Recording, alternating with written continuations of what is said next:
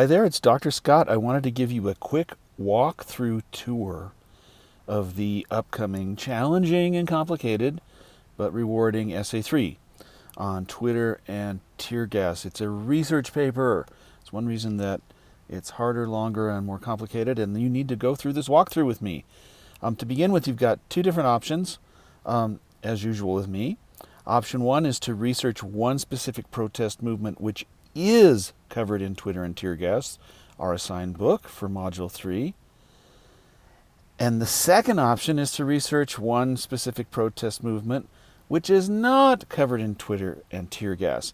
And that might include very recent events such as the Puerto Rican recall rebellion, which just happened, the spring 2019 student global climate strike, and the upcoming September 2019 global climate strike. Hasn't even happened yet.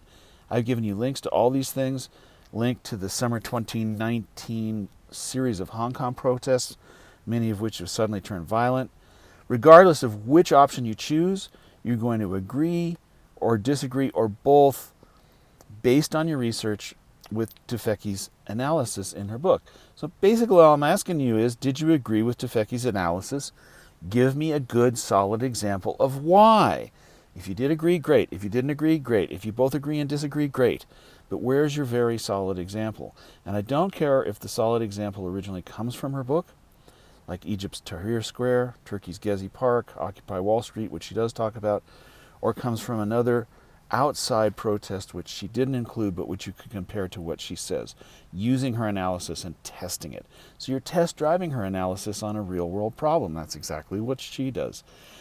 Like your other essays, this is going to be 1,500 words. I gave you the usual MLA templates to help you out. Please use them. Saves us both so much time. But be aware that you also have to have a works cited page for this assignment. Oh no. And I gave you another little screencast here. Boy, you better watch it, about how to do works cited super easy, the super easy way that works well. Rather than making up your own rules, which only leads to low grades, frustration, and problems of all kinds. You also have to use MLA in-text citations, and once again, I made you a fantastic little screencast with my 30 years of wisdom of how to teach this stuff, and if you'll only take 3 minutes, I'll teach you how. And it will be easy for you the rest of your academic career. So please take a look, click on those. As always, I give you a suggested outline. Now, you know, when I give the suggested outline, students will say, do I have to do it exactly like this? No, you don't. When I don't give an outline, a suggested outline, students beg for them. So this is just one way to put together the paper, and you can read through it really quickly yourself. Your goal is to present an in-depth college-level research paper focused on just one very specific protest movement, asserting its impact, successes, and challenges in conversation with Tufekci's analysis. So it's they say, I say all over again. They say is what Tufekci says. I say is what you and your research sources say. You can get help from me via email or inbox anytime. I would love to see early drafts. I would love to see questions. That's one reason I'm making this screencast. I can't give you a whole lot of time, but I can give you a quick glance, and it often helps. There's no late penalty for this assignment. Why? Because the quarter is almost over. So you either get it done or not. And if it's late this time, at the end of the quarter, you just get a 0. That's going to be painful. Finally, I want to highlight my top 10 tips for writing Essay 3, for getting it done. The first and most important part is, in addition to reading the assigned readings, pick a target protest event you feel passionate about. Again, it doesn't matter if this is inside the book or not inside the book. Pick one. Start focusing. Get to work on it right now. That can also mean that you'll know what you want to read and annotate in terms of key pages and chapters in the book.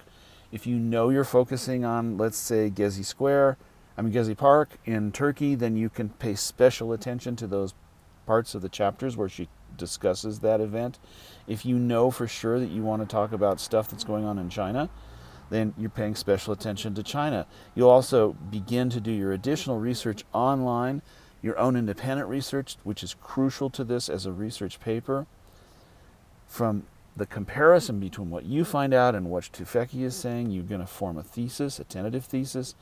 From the thesis, you can make an outline to guide how you're going to present your evidence step by step. Add in those transitions. Since you finally know what you're talking about, it's time for a title and an intro and a wonderful ending. You may need to flip the essay. Certainly happens to me on the second or third draft. As you refine what you're trying to say it so much more clearly.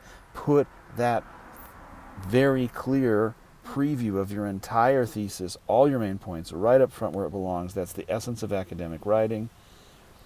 Of course, you've got to add that MLA formatting and that new works cited page. And then finally, I've got 2 fantastic student essays for you, anonymized, took the student's name off.